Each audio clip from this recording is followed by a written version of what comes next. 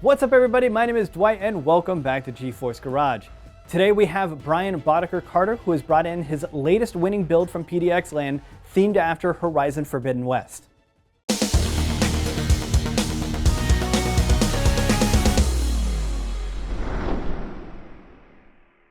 Hey guys, I was originally introduced to the Horizon series back in 2020 when I was commissioned to do a giveaway system for the PC Gaming Show.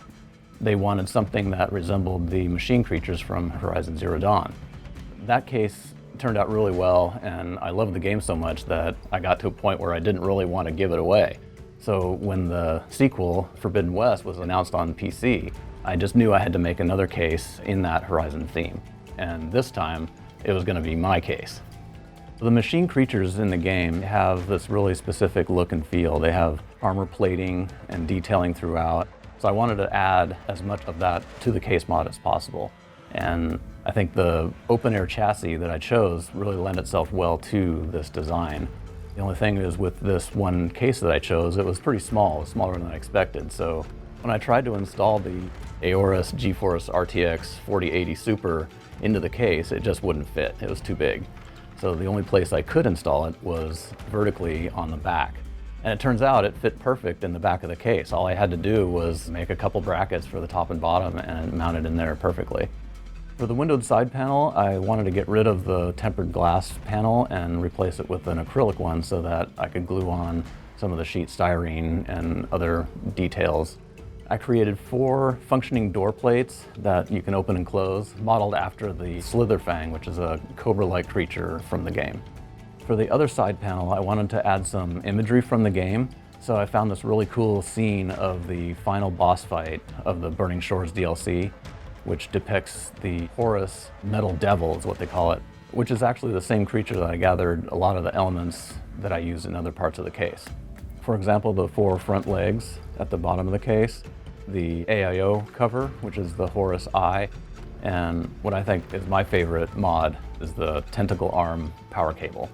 You don't really see too many power cable mods, and so when I came up with the idea to use the tentacle arm for this power cable, I thought it would be a really cool and original idea to do.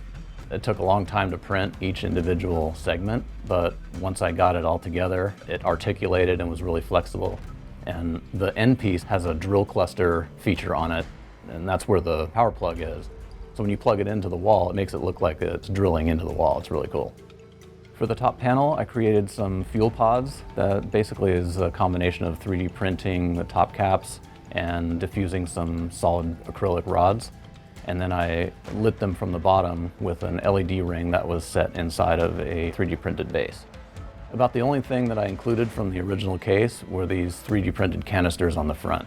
There aren't too many machine creatures in Forbidden West that have these canisters, but I thought they were just a really cool element to include on the case. There's a lot of usage of triangles in the game, so I wanted to swap out the chassis power button with a triangle-shaped one. It's basically an arcade-style power button that I found on Amazon.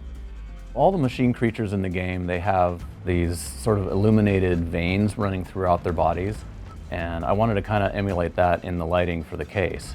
I managed to find these side glow fiber optic cabling that recreated that effect perfectly.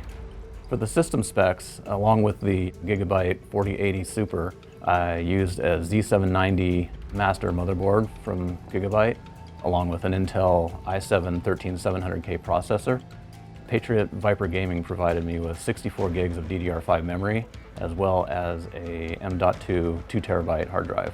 Most of my lighting elements, like the LED rings and the LED strips, I got from Primo Chill. And then all this is powered by a 1200 watt pure power supply by Be Quiet. Thanks Brian for coming in. I love this build. It looks like it came straight out of the video game. If you guys enjoyed this video and would like to see more, hit that subscribe button down below, and I'll see you for the next one.